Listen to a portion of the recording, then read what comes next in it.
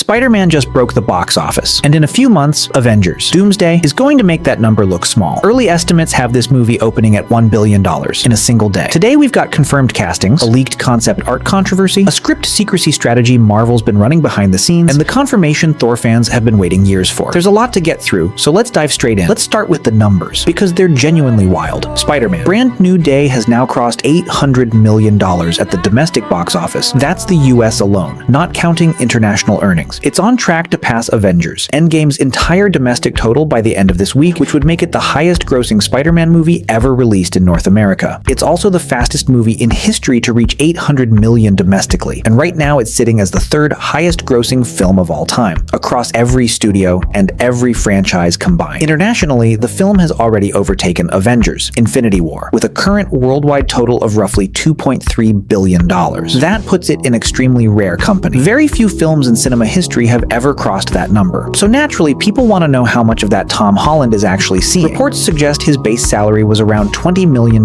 with total earnings, once bonuses and box office incentives are factored in, landing close to $100 million. That's an enormous number on its own, but next to a film pulling in $2.3 billion worldwide, it's a fairly small slice of the pie once you consider production costs and studio marketing spend. There's also a smaller story developing here. An official art book for the film just released, revealing early concept art that never made the final cut, including a gray-skinned version of Hulk that was apparently considered before the team landed on the classic green design. But alongside that, fans spotted another unused concept art piece in the same book, and a growing number of people online believe it may have been AI generated rather than fully hand-drawn. The reaction has been mixed. Some fans think it's obvious AI involvement. Others argue it actually looks more like Photoshop's content-aware fill tool, which can sometimes create similar uncanny textures. Honestly, from a still image alone, it's genuinely hard to say for certain either way. I've used content-aware tools myself, and some of it looks consistent with that, but a few portions do look AI-assisted. Until there's an official statement, treat this as unresolved. This isn't the first time this exact debate has come up either. Secret Invasion's opening title sequence sparked a nearly identical controversy a while back,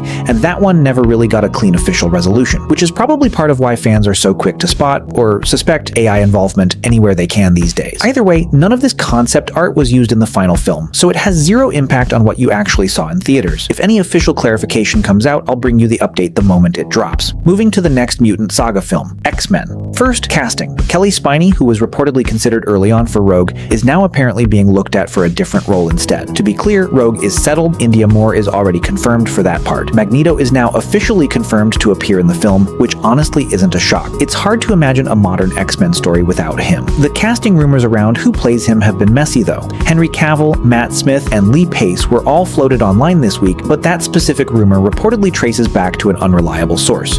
So right now, it's closer to fan casting than confirmed leak. Still, if you had to pick one of those three, drop your choice in the comments because I want to see where this fanbase lands. Kit Connor, confirmed as Cyclops, shared a shirtless training photo showing his physical prep for the role, and reactions were split. Some fans loved the dedication. Others feel the build is already looking too bulky for a character who's traditionally drawn with a leaner, more athletic frame in the comics. Expect that debate to keep going until we get an actual costume look.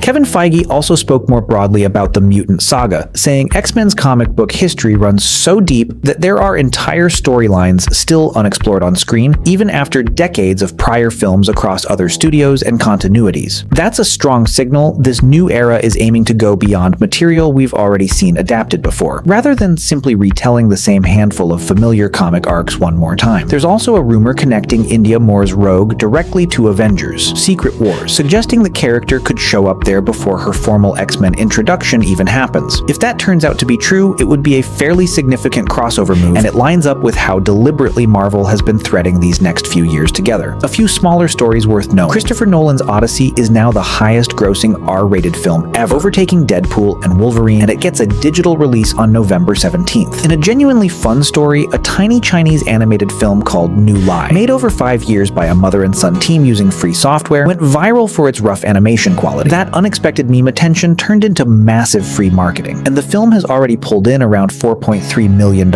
against a near-zero budget, making it one of the most profitable releases of the year by percentage return. Actor Yahya Abdul-Mateen II addressed the cancellation of the Wonder Man series and other Black-led Marvel projects, pushing back firmly on claims that race played a role, and pointing instead to Wonder Man's viewership numbers as the real reason behind the decision. Avengers: Endgame's theatrical re-release runs 4 minutes longer than the original cut, cut. Likely new footage tying directly into Doomsday. Real question though, would you actually rewatch the full 3-hour movie just for 4 extra minutes? Let me know. Dave Bautista is now officially cast as Kratos in the live-action God of War series, reportedly after the original lead actor was injured on set, which forced the production to make a fairly quick recasting decision. Dune Part 3 dropped new cinematic still images ahead of its December release, and honestly, they look about as epic and grand in scale as you'd expect from this trilogy at this point. HBO Max has officially renewed it. Welcome to Derry for a second season, confirming the show alongside a fresh synopsis for what's coming next, and reports suggest Johnny Depp's Jack Sparrow will return in the next Pirates of the Caribbean film, but only as a smaller cameo, with Margot Robbie's character taking the actual lead focus of the story this time around. So if these reports hold up, longtime fans will get to see the character again, just don't expect a full starring comeback. Also for the Zack Snyder fans in the audience, and I know there are plenty of you watching right now, he's dropped the first teaser for his next film, The Last Photograph, so go check that out if you haven't already. Switching over to DC, the Gorilla Grodd series has been officially confirmed with a title reveal. It's called The People vs. Gorilla Grodd, running 8 episodes in a mockumentary format, which is a genuinely unconventional choice for this universe. Batman Part 2 has officially started filming. Drone footage from the set shows a full recreated Gotham Street, and there's a clip circulating showing the Batmobile drifting during production. The biggest mystery is still who Sebastian Stan is playing. One report claimed he mentioned Harvey Dent in an interview before that section was quietly edited out of the published article, while a separate, reportedly more reliable source instead points to Victor Zash. No official confirmation either way yet. Personally, I'd lean Harvey Dent, but that's just my read on it. Lanterns pulled in 9.3 million views in its first 3 days on HBO Max, landing it among the platform's top 5 performing series and outperforming the premieres of both It, Welcome to Derry, and Penguin, 2 shows that had already set a pretty high bar. It's currently the highest rated project across the entire DCU, which is a genuinely strong result for a series that didn't get nearly the marketing push some of DC's bigger theatrical titles received. And Adria Arjona, confirmed for Man of Tomorrow, shared a physique update photo showing she's already in physical prep for the role, further confirming the production is ramping up ahead of filming. Now the big one. Early estimates suggest Avengers. Doomsday could cross $1 billion worldwide on opening day alone. That's not a random guess. It's based on real pre-booking data. The film has already generated $35 million in advance ticket sales 4 months before release, which is reportedly 67% higher than what Brand New Day had booked at the same point in its own release window.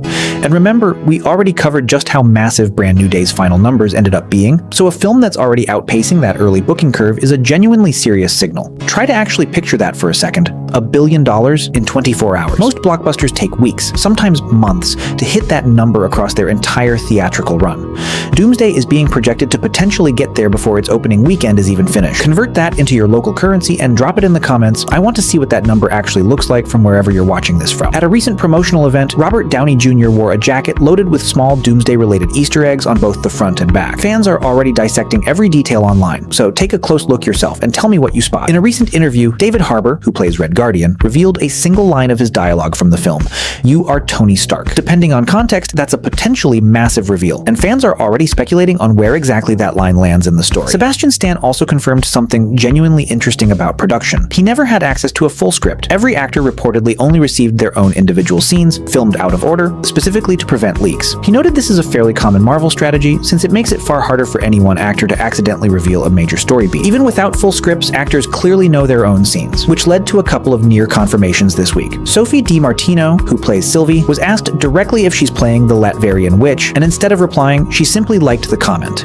Chris Hemsworth did something almost identical, liking a post theorizing that Thor finally receives the Odin Force in this film, something fans have wanted since before Endgame. But for anyone who says theories never come true, here's your counterexample. There's also a strong rumor that Dr. Doom gets a third suit by the film's end, a white comic-accurate God Emperor Doom armor, potentially appearing near the ending after we've already seen 2 other suit designs across marketing so far. And over on Secret Wars, filming has officially begun, with rumors suggesting the upcoming Vision Quest series ties directly into its story, something I also went deeper on in a previous breakdown video. Worth noting that most productions at this scale film primarily on controlled sound stages rather than public locations, so don't expect the same volume of leaked set footage we sometimes get from smaller shows. But any genuine leaks that do surface, I'll bring straight to you. Let's zoom out. Marvel's release slate is now mapped through 2029. Vision Quest arrives October 14th, Doomsday hits December 18th, Daredevil, Born Again returns in March 2027, and Secret Wars closes out Phase 6 on December 17th, 2027. Phase 7 then kicks off with X-Men on May 5th, 2028, followed by Ghost Rider on July 28th, 2028, and Black Panther 3 on December 15th, 2028. Beyond that, 3 completely untitled 2029 projects are already dated, May 4th, July 13th, and November 9th, with zero details revealed yet on what they actually are. That's everything for this week. Drop your Magneto pick, your Sebastian Stan theory, and what you spotted on that RDJ jacket down in the comments. I read every single one. If this breakdown was worth your time, a like genuinely helps this channel more than you'd think, and hit subscribe with notifications on so you don't miss the next update. See you in the next video.